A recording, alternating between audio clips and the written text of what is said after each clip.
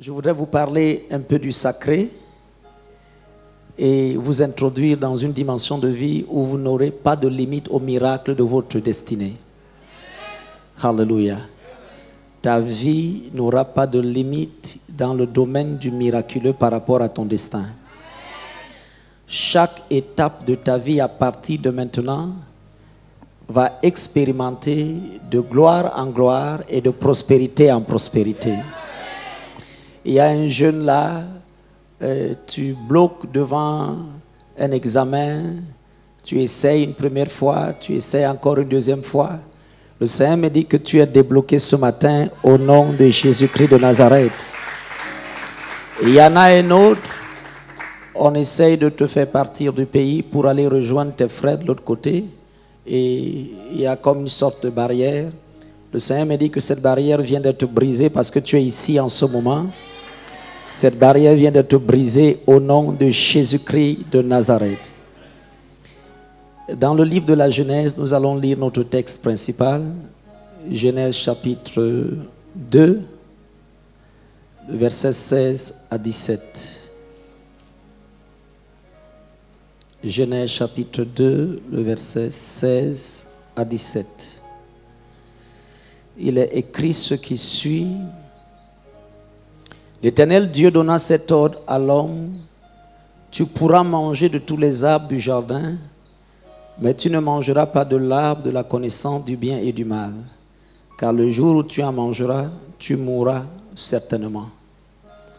Alléluia. J'ai suivi, mais je ne connais plus l'auteur, qui disait que le problème d'Adam et de Ève dans le jardin d'Éden, c'est qu'il n'a pas eu de croissance.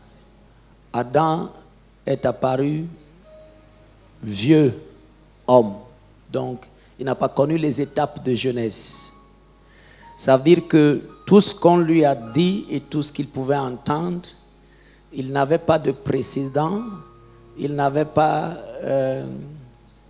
de process, il n'avait pas cette dimension d'avoir appris pour pouvoir comprendre, assimiler et pouvoir vivre avec. Et je crois que quelques jeunes sont dans cette position-là lorsqu'ils ne sont plus enseignables. Ils ne peuvent plus expérimenter les process de croissance. J'espère ce matin que tu seras enseignable. Amen. En fait, on dit que lorsqu'on est jeune, on est enseignable. Et lorsqu'on vieillit, on vit d'habitude. Et parce qu'on est qui on est et qu'on n'a plus de possibilité de croissance et de progresser, quel que soit ce qu'on vous dit, vous restez presque la même personne après avoir parcouru votre période de jeunesse. Mais quand on est jeune, on est enseignable. Dis, je suis jeune, je suis enseignable. Donc, dans cette portion de vérité, la Bible nous dit clairement que Adam et Ève avaient la possibilité de manger de tous les arbres du jardin, excepté l'arbre de la connaissance du bien et du mal. Et je voudrais dire à quelqu'un qui m'écoute ici ce matin que si tout dans ta vie est consommable, tu risques d'avorter par rapport à ton destin. Ça veut dire que tu dois avoir quelque chose dans ta vie qui est sacré. On peut le voir, ça peut être là au milieu du jardin, mais c'est intouchable. Amen. Parlant de Samson, il était ce genre de jeune à qui on avait dit la force et la puissance qui agissent en toi vont dépendre de ce que tu vas garder quelque chose qu'on ne doit pas raser, qu'on ne doit pas enlever de toi. Donc tu veux réaliser un destin unique. Tu veux accomplir quelque chose d'exceptionnel. Tu dois savoir que dans la vie, il y a des choses, même si on les voit, même si elles sont à proximité, on ne doit pas les toucher. Cela va te permettre d'avoir un destin sécurisé. Cela va te permettre d'arriver à accomplir tout ce que Dieu a prévu de faire avec toi. Dans le psaume 82, le verset 6, il est dit: j'avais dit, vous êtes des dieux. Ça veut dire que Yahvé a mis dans chacun de nous, nous ces récipients, nous qui arrivons dans ce monde, tout ce qu'il faut pour se réaliser en qualité de Dieu. Mais il dit, vous mourrez comme des princes quelconques. Ça veut dire que la mort intervient lorsque, comme dans le jardin d'Éden, il y a des personnes qui n'ont pas de limite. Il y a des personnes qui ne savent pas qu'il y a des choses qu'on ne doit pas toucher dans leur vie. Je ne sais pas si tu me comprends ce matin. Si tout dans ta vie, si tout dans ta chambre, si tout par rapport à toi-même est accessible à tout le monde, alors tu vas commettre la même erreur que tes grands-parents Adam et Ève. Le jour où ils ont mangé, ils ont commencé à mourir, ou ils sont morts. Alléluia. Donc, le message que Dieu me donne pour toi ce matin, c'est aussi une question. Qu'est-ce qui est intouchable dans ta vie? Qu'est-ce que tu as sacralisé? Comment apprécies-tu la beauté, l'intelligence, la sagesse, le corps, l'âme, l'esprit que Dieu te donne? Est-ce que tu es monsieur tout le monde qui va n'importe où, qui marche avec n'importe qui peut manger de tout, qui peut boire de tout? Ou est-ce que tu as amené ta vie à s'aligner sur le futur que Dieu te réserve? Dans ce futur, tu es certainement un président, tu es certainement un général, tu es certainement un multimilliardaire. Adam et Ève étaient promus à un avenir extraordinaire. Ils devraient vivre Dieu, consommer Dieu, s'habiller Dieu. Ils ne devraient jamais connaître la mort. Mais le fait d'ignorer, le fait de ne pas comprendre le sacré, qu'il y a des choses qu'on ne touche pas, il y a des choses qu'on ne mange pas, il y a des choses qui doivent être préservées dans chaque vie. Et s'il vous plaît, connaissant le Père et sachant aujourd'hui quelle est sa pensée, il dit, vous connaîtrez la vérité vous affranchira. Et que dans Habakkuk 2,14, il dit, la gloire de la connaissance de l'Éternel remplira la terre dans les derniers temps comme le fond de mer. L'arbre de la connaissance du bien et du mal, c'était seulement un problème de timing. Il y a un temps pour toutes choses. Le moment de manger cet arbre n'était pas encore arrivé. L'arbre de la vie aussi était là. C'était aussi une affaire de timing. Dieu devrait d'abord leur servir l'arbre de vie avant de leur servir l'arbre de la connaissance du bien et du mal. Parce que Yahvé n'a pas l'intention de nous cacher la connaissance de toutes choses. Je ne sais pas si quelqu'un me comprend. Il n'a pas l'intention de nous cacher la vérité de quoi que ce soit. Jésus dit, je suis le chemin, je suis la vérité, je suis la vie. Donc il y avait un chemin tracé pour que la vérité leur soit révélée. Et il y avait un chemin tracé pour que la vie soit une vie d'abondance, une vie de prospérité. Mais pour y arriver, il fallait sacraliser quelque chose. Il fallait qu'ils comprennent la notion du sacré. Alléluia. Quand nous parlons de dîme, la 10e partie de tout ce que nous recevons, de tout ce que nous possédons, il s'agit bel et bien là du sacré. Ça veut dire, je suis jeune, j'ai mon argent de poche, je suis un jeune homme d'affaires, j'ai mes 100 000, j'ai mes 50 000, j'ai mes 10 000, mais dans les 10 000, il y a un 1000 francs qui est sacralisé. Si je le mange, je suis en train d'enterrer mon futur. Adam et Ève ne savaient pas que quand ils devaient manger ceci, leur héritage, leur divinité allait en prendre un coup. Il y a des choses dans ta vie. Certains ont extrapolé et ont dit le jardin d'Éden c'est une métaphore, c'est une allégorie, c'est une illustration. On veut nous parler dans un langage mystique, mystérieux. Il faut comprendre, lire entre les lignes. Qu'est-ce qu'il y a le jardin dans le corps de l'homme? Et donc, il y a des choses qu'on ne doit pas toucher avant le temps, qu'on ne doit pas. Et même si on devait le prendre sur cet angle-là, vous imaginez, Adam et Ève viennent à peine de découvrir qui est-ce qu'ils sont. Et le Père leur dit, prenons que Adam et Ève sont des jeunes gens, ce sont des petits enfants. Il leur dit, mangez de tout. Vos mains peuvent passer partout. Votre bouche peut aller partout, mais quant à ce qui est au milieu du jardin, ne le touche pas. Alléluia. Même ta sexualité peut être sacralisée. Je ne sais pas si tu me comprends. Alléluia. Même ta sexualité. Et en Israël, à cause de la promesse du Messie qui devait naître d'une vierge, une loi éternelle est sortie. Et je crois qu'il y a des personnes qui m'écoutent ici en ce moment. Un destin exceptionnel s'annonce dans ta vie. Mais tu dois être capable de sacraliser certaines choses. Pour que Marie, au milieu de toutes les femmes et des jeunes filles de son époque, reçoive la grâce de porter à Machia, le Shiloh, le Messie. Il a bien fallu qu'on puisse remarquer qu'il y avait quelque chose de sacré en elle. Qu'elle portait le sacré sur elle. Qu'est-ce qu'il y a de sacré dans ta vie? Est-ce que ta vie de prière est sacrée? Vous savez ce qui a sauvé Daniel? Daniel avait sacralisé ses instants de prière. Et quand bien même la loi est sortie que quiconque devrait élever des prières, vous savez, le diable vous attaque dans la loi de votre Dieu. Quand il ne peut pas vous atteindre, il regarde dans ce qui fait votre force. Le sacré que tu as dans ta vie, c'est ce qui fait ta force. Et tu ne dois jamais le violer.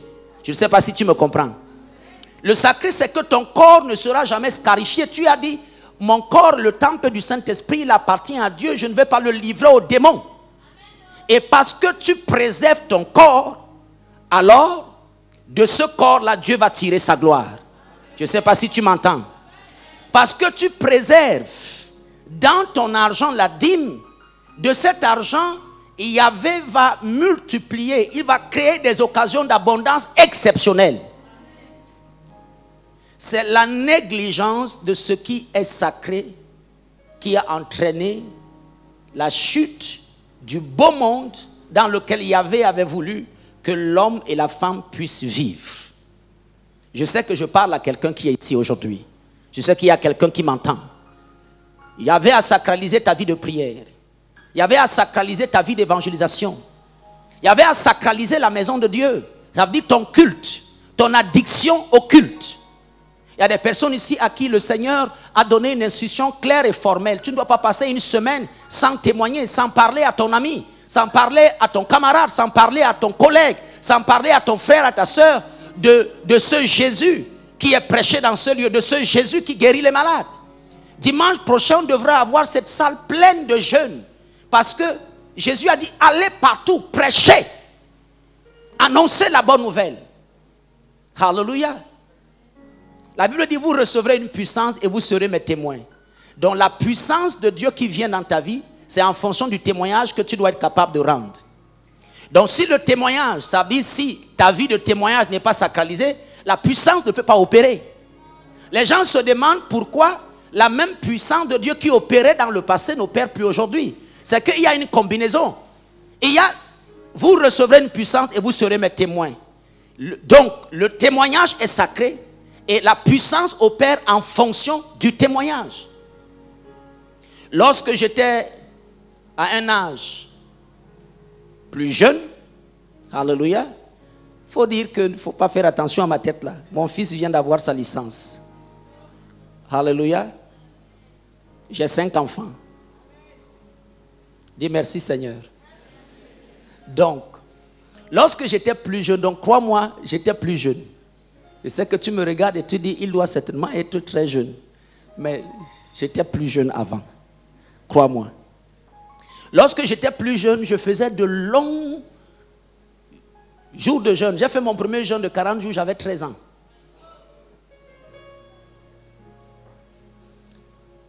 Je ne vous demande pas d'aller faire le jeûne de 40 jours. J'ai été conduit par l'Esprit à faire le jeûne. Alléluia. Et j'ai terminé mon jeûne de 40 jours. Et j'ai maintenu cette tradition-là chaque année. À un moment, j'étais toujours dans le jeûne. Une fois, j'ai même jeûné pendant 80 jours. Parce que le Seigneur m'a poussé à entrer dans cette période. Et puis après, j'ai perdu la notion de manger tout le temps. Et aujourd'hui, c'est du forcing de déjeuner. Je ne déjeune pas. Donc, là, il faut que le général me me maltraite pour que je mange normalement. Amen. Donc, mais je priais, je jeûnais, et un jour comme ça, le Saint-Esprit vient et il me dit, maintenant que tu es si rempli, comment est-ce que tu vas utiliser tout ça? Je dis, Seigneur, bon, je vois les anges, je sens mon corps qui tremble. Il dit, mais quand ton corps tremble, là, c'est qu'il faut guérir les malades. C'est que quand tu vois les anges, là, c'est qu'il y a des vies, des personnes qui doivent te visiter, la justice doit apparaître partout. Et Dieu m'a dit, vous recevrez une puissance et vous serez mes témoins. Il m'a dit, va dans les marchés. Et j'ai commencé à prêcher dans les marchés. Il m'a dit, va rencontrer les prostituées. Et je suis entré dans le ministère de nuit des prostituées. Donc, Yahvé te donne cette puissance, mais elle est liée au témoignage. Donc le témoignage est sacré. En fait, la puissance de Dieu quitte la maison de Dieu lorsqu'on arrête de témoigner. Parce que Dieu n'a pas l'intention d'impressionner de vieux enfants. Il sait que tu es acquis. Tu vas encore aller où? Hein? Dieu a bel et bien l'intention d'impressionner toutes les personnes qui disent qu'il n'existe pas, qu'il ne peut pas, qu'il n'est rien, qu'il ne connaît rien, qu'il ne peut rien. Alléluia. Et j'ai fait ce travail-là étant jeune. Le premier paralytique officiel pour lequel j'ai dit lève-toi et marche, j'avais 14 ans. En fait, je suis parti d'une ville parce que le Seigneur m'a dit, l'autre femme que tu as connue là, maintenant repars là-bas et dis-lui de jeter ses béquilles. Et je suis allé et j'ai dit à cette femme, je suis venu pour que tu marches aujourd'hui. Elle m'a regardé. Et puis j'ai pris ma Bible. J'ai commencé à lui raconter toutes les histoires de Jésus guérissant les malades. Et à un moment, pendant qu'elle était en train de penser que est-ce que je me prends pour Jésus qui va aussi guérir le malade, j'ai arraché ses béquilles. Je lui ai dit, marche au nom de Jésus. Et ça a marché. Alléluia. Mais je suis parti d'une ville pour aller dans une autre, pour aller témoigner. Donc, le témoignage ou la conquête des âmes ou l'évangélisation doit être sacralisé dans la vie de chaque enfant de Dieu si on veut maintenir le confort de puissance. Je ne sais pas si quelqu'un me comprend ici. Donc, j'espère que ton WhatsApp et ton Facebook servent à autre chose que poster ton gâteau d'anniversaire. C'est vrai? J'espère que Snapchat, je ne sais pas combien, si j'ai pété, TikTok, qui d'autre? Je ne t'entends pas. Toi-même tu connais, tu sais là où tu pars souvent, tu sais pourquoi tu restes éveillé jusqu'à 2 heures du matin. J'espère que ça sert à autre chose que faire ce que tu fais souvent. Alléluia. Mais le témoignage garantit une vie de puissance. La Bible dit pendant qu'ils allaient et qu'ils prêchaient, les miracles les accompagnaient. Tu ne peux pas être... lorsque j'étais en classe de 3e, dans toute ma salle de classe, tout le monde savait. Et en fait, quand j'arrivais, on disait Jésus est arrivé. Et c'était une bonne chose. Il est préférable qu'on vous appelle Jésus, qu'on vous donne un autre nom, Satan ou autre chose. Alléluia. J'espère qu'on va t'appeler Jésus. Dans ce milieu estudiantin, dans ce milieu scolaire, quel que soit le lieu dans lequel tu vas te retrouver, j'espère que Jésus n'est pas caché en toi. Alléluia. La Bible dit, et c'est le maître qui parle, laissez venir à moi les petits enfants, parce que les apôtres, ils avaient l'impression que l'évangile, les paroles de Jésus étaient trop élevées et que c'était consacré aux anciens, aux vieillards. Je voudrais te dire que Jésus a déclaré une parole, il dit qu'on doit te laisser venir. Ceux qui sont jeunes là, il dit que le royaume est pour eux. Il dit que ceux qui auront le cœur pur verront Dieu. Qui a le cœur pur? Qui ne connaît pas garder la colère? Les petits enfants. Qui ne connaît, qui quand papa te dit, si on me cherche, il faut dire là tout à l'heure que j'ai voyagé et quand le voisin vient cogner, ton père est là. Il m'a dit de te dire que il a voyagé. Donc, tu as le cœur pur. Ton cœur n'est pas censé être entaché. Ton cœur n'est pas censé être aigre, meurtri. Ton cœur est censé être sans rancune, sans colère. Et c'est le terroir dans lequel la puissance de Dieu se manifeste. Les gens me demandent quel est le secret pour prophétiser tout le temps. Je leur dis, il faut avoir le cœur pur, aussi limpide que l'eau. Ça ne dit pas de préjugés, pas d'a priori, rien qui entache la profondeur de votre esprit, de votre âme. Ça veut dire que quand je te regarde, je peux prophétiser à chaque seconde. Parce que je n'ai pas de préjugés. Je n'ai pas d'a priori. Parce que mon cœur est pur. Et ça, c'est le don des enfants. Vous cognez sur un enfant. Si vous cognez sur un enfant et il fronce son visage pendant une journée, il n'est plus un enfant. Il est possédé par l'esprit d'un vieillard. Je ne sais pas si vous êtes avec moi. Les enfants, ça oublie vite, n'est-ce pas? Vous taquinez, vous faites semblant de corriger. Et puis l'instant d'après, c'est lui-même qui court encore, qui revient, tonton, papa, il te dit je t'aime. Parce que le cœur, il est pur. La rancœur, la colère, ces choses-là n'appartiennent pas au monde des jeunes. Quand vous commencez à avoir des rides alors que vous êtes jeune, quand vous commencez à... Ça veut dire vous trouvez une jeune enfant de 14 ans, 15 ans, 16 ans, 17 ans, 18 ans, et puis... Est-ce que tu me vois? Tu vois mon visage? Donc, comme ça toute la journée. J'avais un cousin, chaque fois qu'il se levait le matin, sa tante lui demandait, Piso, qui est encore mort? Ça veut dire qu'au lever, quand il sortait de son sommeil, il avait une mine de quelqu'un qui venait de vivre. Et après, sa tante a commencé à lui demander, est-ce que tu étais parmi les soldats qui crucifiaient Jésus? Et tu as gardé ça depuis 2000 ans et poussière. Tu n'as jamais pu accepter que Dieu t'a pardonné, même si c'est toi qui as crucifié Jésus. Alléluia. Ceux qui auront le cœur pur, ils verront Dieu. Et quand on est jeune, on est supposé avoir un cœur qui n'a pas encore l'expérience du mal, l'expérience de la haine, l'expérience des jalousies, l'expérience des colères. Et quand même tu as une jalousie, c'est une jalousie passagère. Quand même tu as des envies, ce sont des envies qui ne demeurent pas. C'est ça la grâce d'être jeune. Alors Jésus a dit, préserve ton cœur plus que tout. Je voudrais te dire que ton cœur est le point de contact avec le Saint-Esprit. Quand tu es jeune, tu dois le sacraliser. Est-ce que tu comprends? Ça veut dire que l'environnement extérieur ne doit pas enterrer la beauté de ton cœur. Quand on est jeune, on croit au mensonge. N'est-ce pas, Père Noël existe pour les plus petits? Hein? Les jeunes ont la foi. Tous mes enfants savent que je peux leur acheter un avion tous les jours. D'accord? Du moins, pas celui qui a déjà eu sa licence. Lui, il se dit que papa doit prendre du temps. Mais la plus petite là, pendant qu'on voyageait, elle donnait ses désirs. Elle a 8 ans. Ses désirs, ce sont des désirs de reine. Papa, j'espère que tu vas me ramener le iPad, la voiture et... Amen. Donc, ton cœur doit être sacralisé. Tu dois avoir quelque chose de sacré dans ton cœur. Quelque chose de sacré dans ta vie.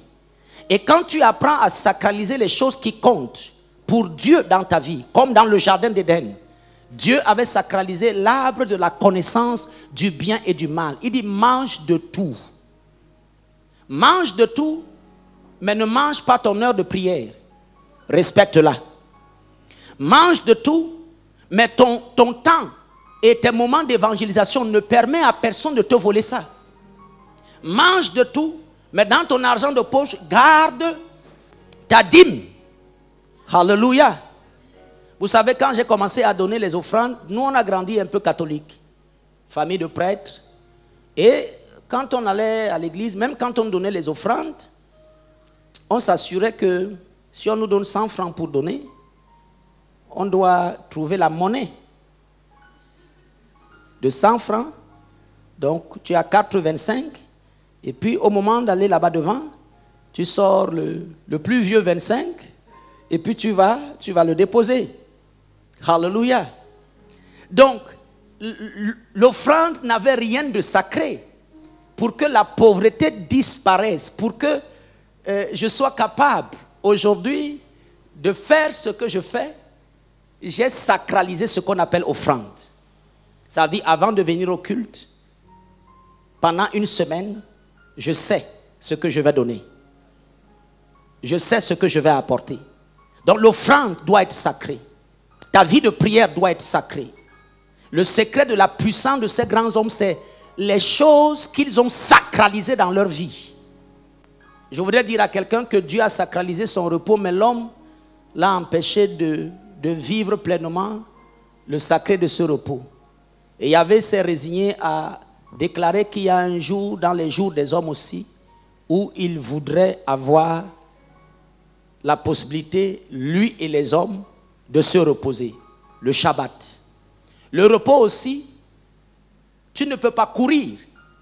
Aujourd'hui, avec les iPads, les iPods, les quoi d'autre? iPhone, quoi d'autre qui a i? Le Lai, le Chai, voilà. Aujourd'hui, à l'ère des i, tu as du mal à trouver le sommeil dans la nuit. Tu passes tout ton temps sur... On dit que vous êtes la génération de tête... Oui, nous on n'a pas grandi comme ça, mais certains d'entre nous aussi, vous nous avez déjà colonisé un tout petit peu. Je vois beaucoup de personnes qui ont dépassé 40 ans comme moi et qui aussi, ils ont la tête comme ça. Ça dit que de temps en temps, il y a des choses qui ils ne sont pas conscients du monde qui est tout autour. Mais tu dois pouvoir te reposer. Un jour a été sacralisé. Ce jour est un jour de repos. Et chaque fois que je parle du repos, les personnes qui sont autour de moi me disent, mon père, s'il y a un message que vous ne devez pas donner aux gens, c'est celui-là. Parce que on vous supplie de dormir, d'arrêter de travailler. Ma journée de lundi est une journée qui est censée être une journée de repos. Mais à cette journée-là, c'est certainement pas la journée qui peut être une journée de repos. Parce que moi, je consulte à l'international, je reçois toutes les directions, et il faut faire les bilans de tout ce qui... Voilà. Donc, à la fin de la journée, il reste 2 heures. Et ces derniers temps-ci, on a un culte tous les lundis qu'on appelle le Parlement. Donc, toutes les personnalités qui considèrent que l'Église est un lieu de pouvoir et d'autorité viennent me retrouver à cet endroit. On prend des décisions spirituellement sur les affaires du monde et sur les affaires des hommes. Mais j'essayais de te dire qu'il ne faut pas m'imiter, d'accord? Le cerveau a besoin de se reposer pour se régénérer. Le corps a besoin de se reposer pour se régénérer. Le repos doit pouvoir être sacré. S'il te plaît, éteins ton téléphone, enlève la batterie. Il y a même des téléphones qui n'ont plus de batterie qu'on enlève aujourd'hui. Vous avez évolué.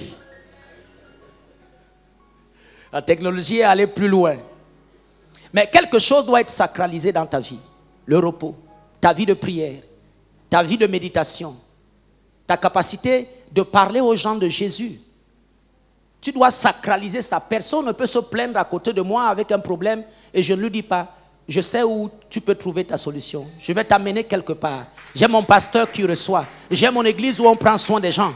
Quelque chose de bon va se passer si tu viens à mon culte.